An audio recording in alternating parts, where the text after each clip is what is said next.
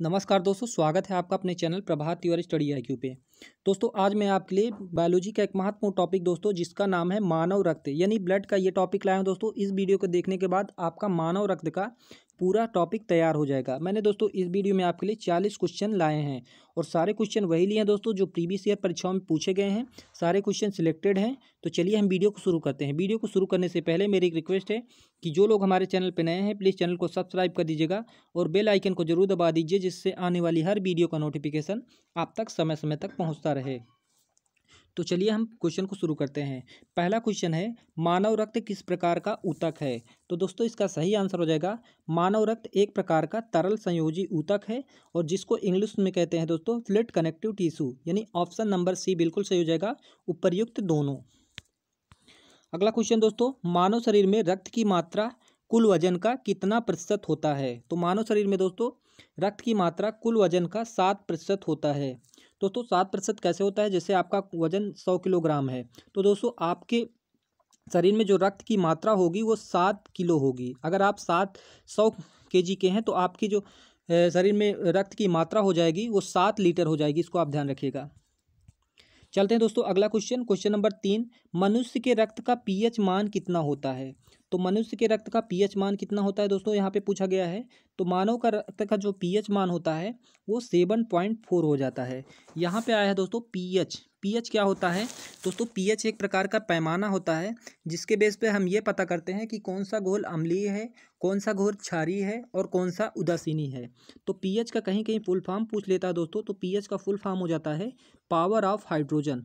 Power of hydrogen दोस्तों इसका full form हो जाता है। इसको आप ध्यान रखिएगा, पीएच का फुल फॉर्म। अब दोस्तों हम बताते हैं आपको पीएच का जो मान होता है ये कैसे डिसाइड किया जाता है कि कौन सा मान अम्लीय है, कौन सा घोल क्षारीय है और कौन सा उदासीनी है। दोस्तों जिस किसी घोल का मान 7 आए, जिस किसी घोल का मान 7 आए तो वो हमारा उदासीन हो जाता है, ना तो वो अम्लीय रहता है और ना ही क्षारीय रहता है। और जिस भी घोल का मान 7 से अधिक आए, 7 से अधिक आने पर दोस्तों वह घोल हमारा क्षारीय हो जाता है। और दोस्तों देखिएगा यहाँ पे जो मानव का रक्त है दोस्तों यहाँ पे 7.4 है, जिस कारण मानव का रक्त क्षारीय हो जाता है। अगर किसी भी घोल का मान दोस्तों 7 से कम आ जाता है, 7 से कम आता है तो वह अम्लीय हो जाता है दोस्तों। अम्लीय मतलब दोस्तों खट्टा हल्का लगता है। जैसे दोस्तों हमारा नींबू का जो पीएच मान होता है वो 2.5 होता है जो कि 7 से कम है, इसलिए दोस्तों वह अम्लीय होता है। और दोस्तों यहाँ पे उदासीन, उदासीन का मैं बता देता हूँ उदासीन कौन सा होता है। जैसे दोस्तों जल होता है दोस्तों, ये हमारा दोस्तों उदासीन होता है। जल का मान दोस्तों पीएच मान 7 होता है क्योंकि दोस्तों इसमें कोई भी स्वाद नहीं होता है। क्वेश्चन नंबर 4, मनुष्य के रक्त का पीएच मान 7.4 होने के कारण रक्त क्या कहलाता है? तो दोस्तों मैंने आपको ऊपर बताया है कि 7.4 यानी 7 से अधिक है तो यह क्षारीय कहलाएगा। और यहाँ पे क्षारीय किस ऑप्शन में आपको दिख रहा है? तो क्षारीय आपको ऑप्शन नंबर सी में दिख रहा है। ऑप्शन नंबर सी बिल्कुल सही हो जाएगा। क्वेश्चन नंबर 5, मानव शरीर में औसतन कितने लीटर रक्त होता है? तो एक स्वस्थ मनुष्य के अंदर 5 से 6 लीटर रक्त पाया जाता है। इसको आप ध्यान रखिएगा।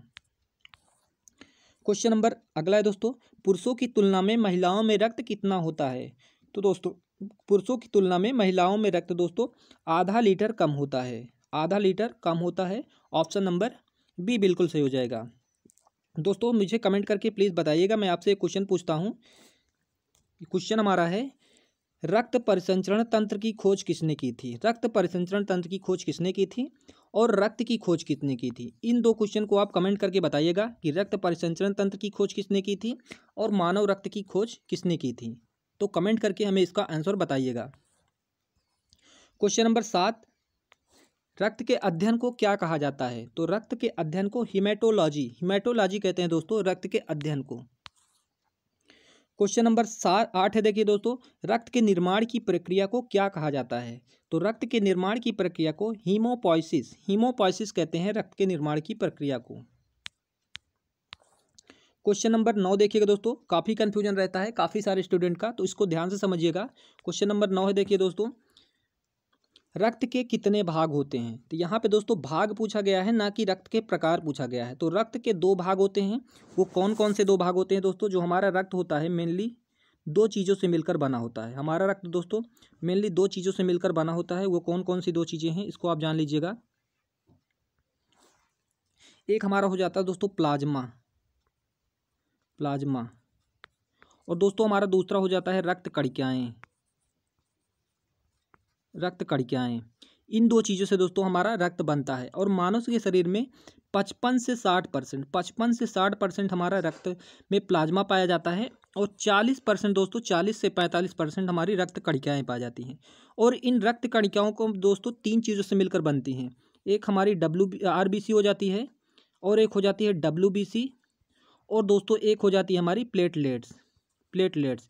इन 3 चीज़ों से मिलकर दोस्तों हमारे रक्त कणिकाओं का निर्माण होता है। और रक्त कणिकाओं में 99% दोस्तों RBC पाया जाता है। काफ़ी बार ये क्वेश्चन पूछा है कि रक्त कणिकाओं में RBC की जो परसेंटेज होती है वो कितनी होती है, तो 99% दोस्तों RBC होता है।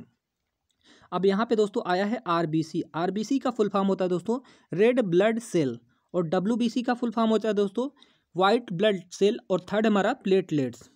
अब दोस्तों RBC का अगर आपसे वैज्ञानिक नाम पूछें तो RBC का आप वैज्ञानिक नाम बता देना एरिथ्रोसाइट। आपको बता देता हूँ RBC का वैज्ञानिक नाम क्या होता है। RBC का वैज्ञानिक नाम दोस्तों होता है एरिथ्रोसाइट। इसको आप ध्यान रखिएगा, एरिथ्रोसाइट। अगर आपसे पूछे RBC का वैज्ञानिक नाम क्या होता है तो एरिथ्रोसाइट। अगर आपसे पूछे WBC का रासायनिक नाम क्या होता है तो WBC का रासायनिक नाम होता है दोस्तों ल्यूकोसाइट कहते हैं दोस्तों WBC को। और एक हमारा दोस्तों जो बच जाता है प्लेटलेट्स को हम कहते हैं थ्रोम्बोसाइट कहते हैं दोस्तों प्लेटलेट्स को। इसको आप ध्यान रखिएगा, काफ़ी बार परीक्षाओं में पूछा जाता है इन सब का वैज्ञानिक नाम, तो इसको आप ध्यान रखिएगा। अब दोस्तों यहाँ पर कई लोग सोच रहे होंगे रक्त के 4 प्रकार होते हैं। दोस्तों रक्त के 4 प्रकार नहीं होते हैं, माफ़ कीजिएगा दोस्तों, रक्त के 4 प्रकार होते हैं। रक्त के 2 भाग होते हैं और 4 प्रकार होते हैं। तो रक्त के 4 प्रकार कौन कौन से हैं? A होता है हमारा, B होता है, AB होता है और O होता है। दोस्तों ये हो जाएंगे रक्त के 4 प्रकार, ना कि रक्त के ये भाग। ये रक्त के 4 प्रकार हैं। और रक्त के अगर भाग पूछे तो रक्त के 2 भाग होते हैं, और रक्त के प्रकार अगर पूछे तो रक्त के 4 प्रकार है। मैंने आपको बताया है अभी A, B और AB और O, ये दोस्तों रक्त के 4 प्रकार हैं। चलते हैं दोस्तों अगले क्वेश्चन पे। क्वेश्चन नंबर 10, प्लाज्मा से फाइब्रोनोजिन को निकाला जाता है तो शेष प्लाज्मा क्या कहलाता है? तो दोस्तों शेष प्लाज्मा हो जाता है हमारा सीरम कहलाता है।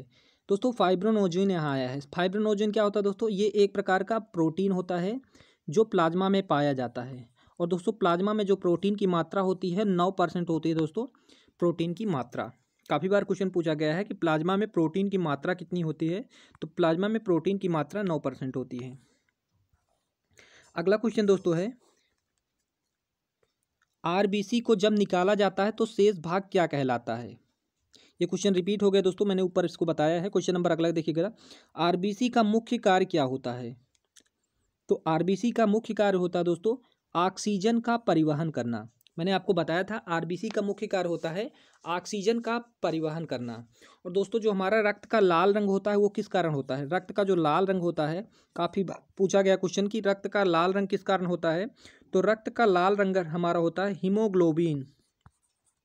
हीमोग्लोबिन नामक एक प्रोटीन होता है जिसके कारण रक्त का रंग लाल होता है। और इसका सही आंसर हो जाएगा दोस्तों RBC का मुख्य कार्य क्या होता है? ऑक्सीजन का परिवहन करना। क्वेश्चन नंबर 13, मानव शरीर में RBC का निर्माण कहाँ पे होता है?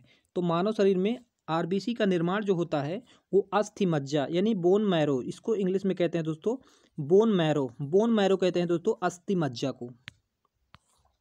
क्वेश्चन नंबर 14, RBC का वैज्ञानिक नाम क्या होता है? मैंने आपको बताया था RBC का वैज्ञानिक नाम क्या होता है। RBC का वैज्ञानिक नाम मैंने आपको बताया था एरिथ्रोसाइट। तो एरिथ्रोसाइट आपको कौन से ऑप्शन में दिख रहा है?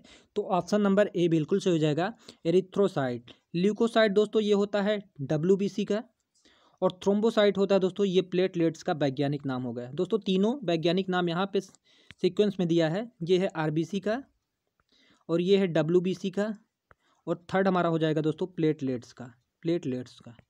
ये इन तीन चीज़ों का दोस्तों रासायनिक नाम आपको दिया है। क्वेश्चन नंबर 15, RBC की खोज किस वैज्ञानिक ने की थी? तो इसका सही आंसर हो जाएगा एंटनी ल्यूवेनहॉक ने RBC की खोज की थी। दोस्तों यहाँ पे कंफ्यूज मत होइएगा कि RBC क्या होता है और ब्लड क्या होता है। तो दोस्तों अगर आपसे पूछे ब्लड की खोज किसने की थी, तो ब्लड की खोज हो जाएगी कार्ल लैंडस्टीनर। कार्ल लैंडस्टीनर ने ब्लड की खोज की थी। और दोस्तों आरबीसी की खोज किसने की थी, तो आरबीसी की खोज एंटनी ल्यूवेनहॉक ने की थी। अगर दोस्तों आपसे पूछे रक्त परिसंचरण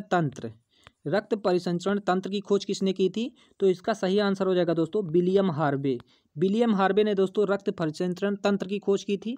और रक्त की खोज मैंने आपको बताया है कार्ल लैंडस्टीनर ने की थी। इसको आप ध्यान रखिएगा, कंफ्यूज मत होइएगा, काफ़ी बार ये क्वेश्चन पूछा गया है। क्वेश्चन नंबर अगला, प्लाज्मा का रंग कैसा होता है? तो दोस्तों प्लाज्मा का रंग दोस्तों हल्का पीला होता है, प्लाज्मा का रंग। और दोस्तों ये प्लाज्मा का रंग जो हल्का पीला होता है, ये किस कारण होता है? ये दोस्तों बिलुब्रीन दोस्तों एक प्रोटीन होता है जिसके कारण प्लाज्मा का रंग पीला होता है। ऊपर मैंने दोस्तों आपको बताया था कि रक्त का लाल रंग किस कारण होता है। लाल रंग दोस्तों हीमोग्लोबिन प्रोटीन के कारण होता है।